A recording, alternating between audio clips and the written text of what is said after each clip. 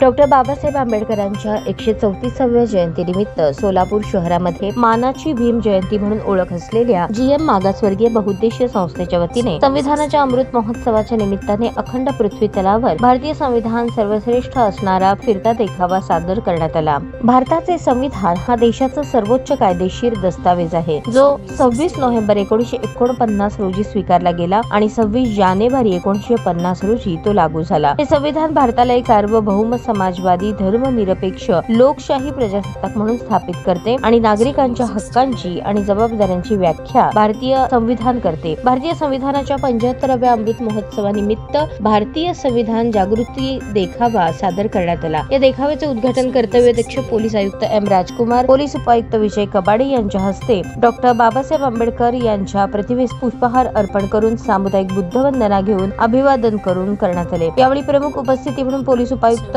Borade, GM संस्थेचे संस्थापक Balasaheb Waghmare, GM संस्थेचे आधारस्तंभ दत्ताभाऊ वाघमारे, जीएम संस्थेचे उत्सव अध्यक्ष अझहर शेख, राजू हौशेट्टी, बाळासाहेब गायकवाड, शशिकांत उर्फ पप्पू गायकवाड, दत्ता शिंदे, संजय पोळ, विजय छंचुरे यांच्यासह जीएम संस्थेचे शेकडो पदाधिकारी व भीमसैनिक उपस्थित होते।